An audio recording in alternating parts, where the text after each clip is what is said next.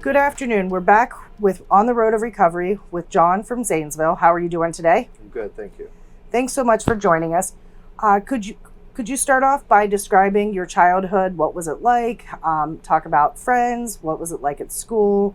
Any traumatic events from your childhood? What was your family relationships like? Sure. So I grew up in the Columbus area, actually, and for the longest time, it was my brother and my mom. My dad was kind of out of the picture for a little bit, around 5 years old or so. They divorced. Um, I had a pretty good childhood, but from what I can remember, I've always kind of felt just a little bit different. Like it was everybody else, and then there was me, and that theme carried on. I'm the kind of person that believes that I was born an alcoholic and an addict. For instance, some of the isms that they talk about. Somebody would ask my brother a question and I would answer. Like I liked being the center of attention, not because of the attention, because I was anxious at the same time, but because I could play that part. I heard somebody say once that everybody else had the instruction book to life, but I didn't get a copy. So that's kind of how it felt. Gotcha. That totally makes sense. How old were you when you first started experimenting with alcohol or drugs? Do you remember how it made you feel?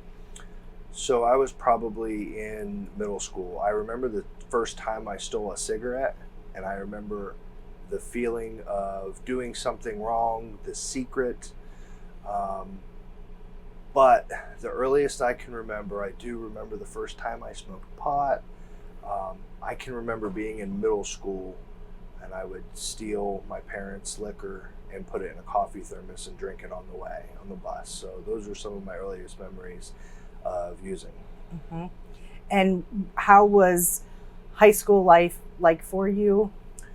That just continued. I was playing baseball and got really good grades when I was younger. I started playing drums. I had to make a decision. I went with the drums. I don't regret it. It was a lot of fun for a very long time until it wasn't anymore. I did get into some trouble. Had a car accident that was very serious when I was 17. That was drug and alcohol related. I'm very lucky to be alive.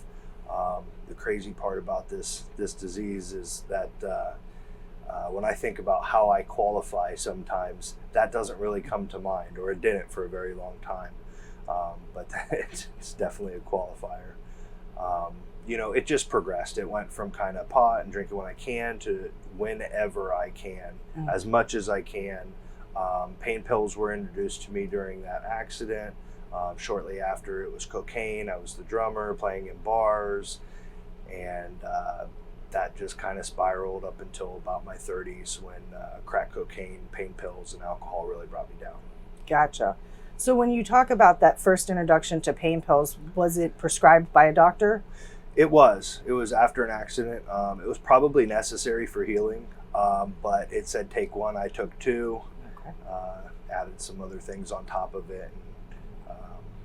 I tried to use drugs and alcohol to make me feel a certain way, the way I wanted to feel, for what that's worth.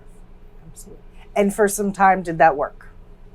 Yeah. And for a while, it was a lot of fun. Playing music, like I said, we got to play places like the Alrosa and the Newport, and it was a lot of fun for a long time until the consequences started adding up. There was a point in my life where I got 3 DUIs in 6 years, and was almost unstoppable. It got to the point where something had to change. And during some of those consequences, did anybody try to intervene, court systems, family members? Absolutely. So my first DUI, I think, was in 2006, and I had probation, went to jail. So I was introduced to AA, all of that stuff. I did everything I could do. I thrive in those kinds of environments, treatments environments, and controlled environments. And I'd get all the heat off and go back to doing what it is I do. And it might have just been drinking every day after work, I kind of thought that was a normal thing. That's what a man does. He goes to work and he drinks. And so yeah, that was when I was first introduced into AA. Again, it happened 2 more times within the next 6 years. It seems like I could kind of hold everything together, fool myself and fool you for about 2 years. And then it was about 9 months, and then it was about 3 months, and the last time around was about 30 days when I lost my job, my car, my family, everything. Okay.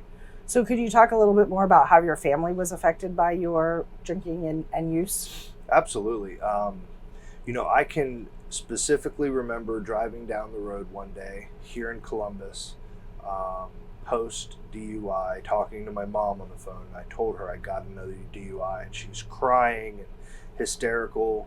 And I said to her, I don't know why you're upset. I did this to myself. I could not see how my actions affected anybody else. I understand how they might, but I just thought, this was different. A theme throughout my life. But, my daughter grew up with me drinking, and her mom and I fighting.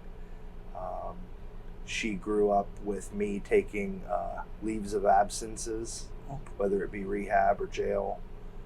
So that definitely affected my family. Today, on the other hand, my daughter and I have a great relationship. She technically lives with her mom, but she's with us most of the time. And it's really great. There was a time in sobriety where I just got off work. It was almost midnight, and my phone rang. It was my daughter, and she said she was at a friend's house. She said, "So-and-so hit me," and she was crying, and I was able to say, I'll be right there. I was not living at my mom's in Columbus. I had my own apartment in Zanesville where my family was, and I was able to go there sober at midnight and pick her up and be a dad, and that was pretty cool. Pretty amazing, some of the things that we get to do today that wouldn't have been possible. Yeah. So let's go back to that point. So you've been kind of in and out of the system and whatnot. So what this last time, what is your sobriety date?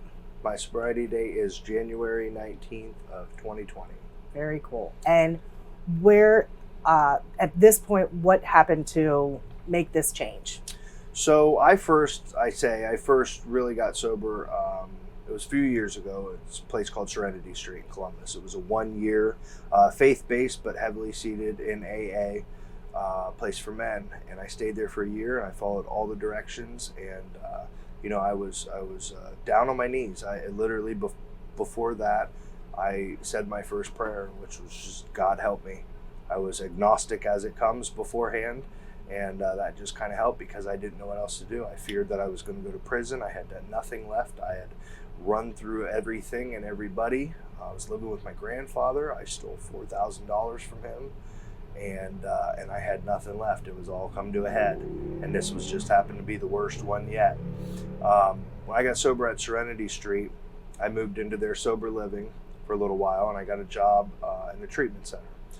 And so I did that for a while, and I quit doing some of the things necessary for me to maintain my sobriety, and I ended up relapsing. So within about 30 days, I lost my apartment, my car, my job, everything. From there, I went back to treatment briefly, and just went back to what I knew, what I was told, that seed that was planted 15 years ago. I just finally had enough. I was able to surrender and take advice and kind of look at things through a different set of glasses, as I've heard before. So I was told to pray, call my sponsor, read the literature, work the steps, and go to meetings. And that works for you? Absolutely. Fantastic. So what are things today that are possible in your life that would not have been in active addiction? Everything. The meaning of life. We were talking about this the other day with somebody. The things that matter to me today. Somebody brought up at a discussion, where is your joy? And today my joy is in a good movie, the goosebumps that I get listening to music, genuine relationships, family. Those are the things that matter to me today. Once upon a time, my joy, the only reason that I got out of bed, if you want to call it joy, was I'll be able to drink today. do I have any drugs left over? That was all that mattered.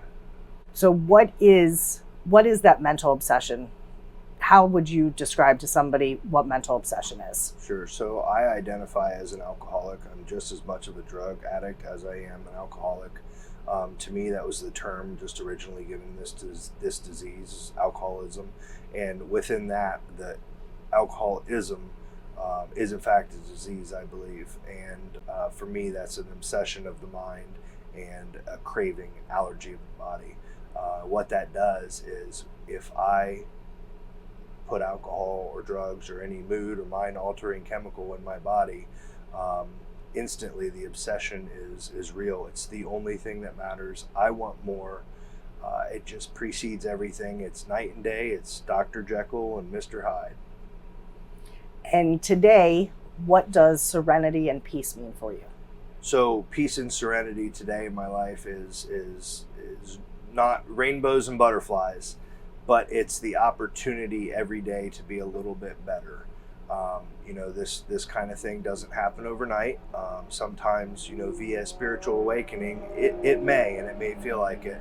But, I'm not going to sugarcoat this, beautiful life I live today, although it is very beautiful in my eyes. I get to have fun. I get to spend time with my family. We kayak, we play volleyball with 20 sober people every Saturday. I get to work in recovery today. I have true friends. I've really never had any friends. I never fit in with anybody. And I can go anywhere in the world and find people just like me. I don't even have to say a word. I can hear them say what's going through my head. That is peaceful. There's a couple buildings around Columbus and Zanesville that are the most peaceful place on earth for me to go. It's just, it's a release to just sit there. But most importantly, I get to work on myself. I get to have an awareness today about who and what I am and what I'm doing and how I'm affecting other people. And I suppose most importantly, it's not all about me today.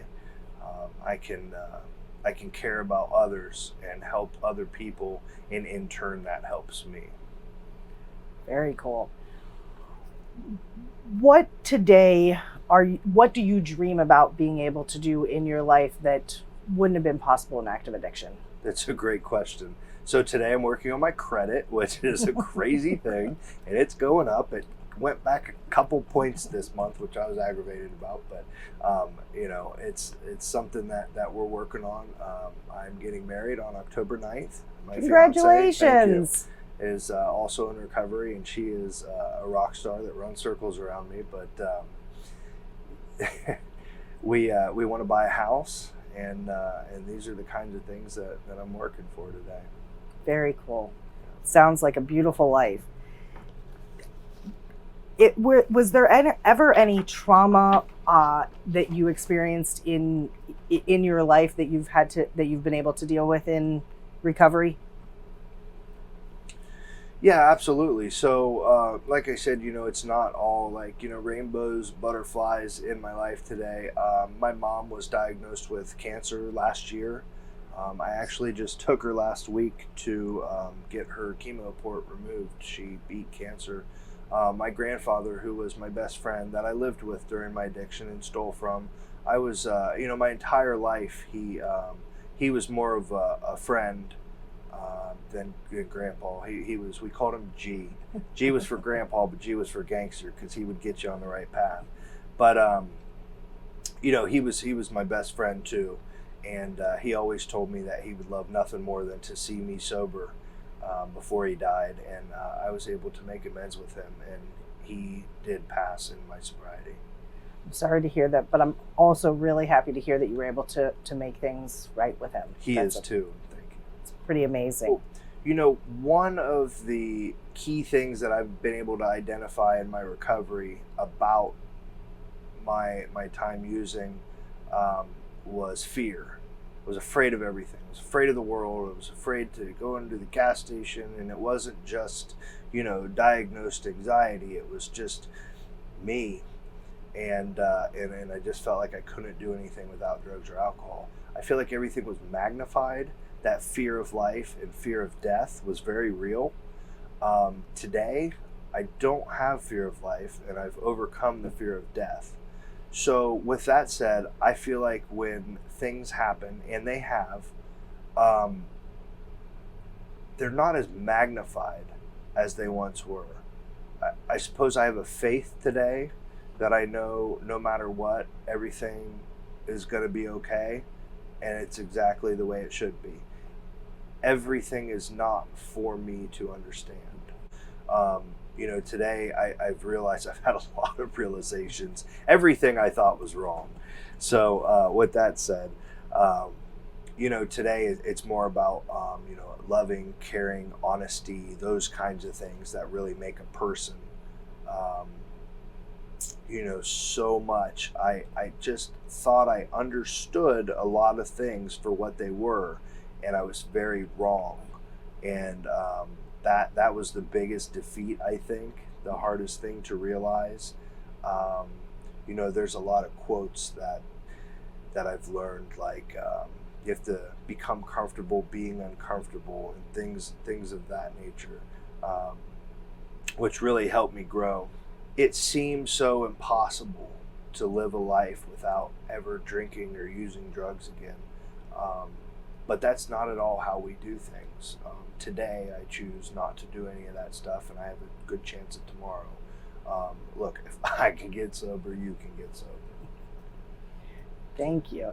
Is there anything that we missed that you would like to share with our audience?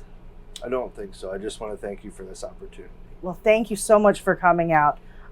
We really appreciate you sharing your story. It's going to help so many people that think they're alone and that there's no hope. You are proof that there's a way out of addiction.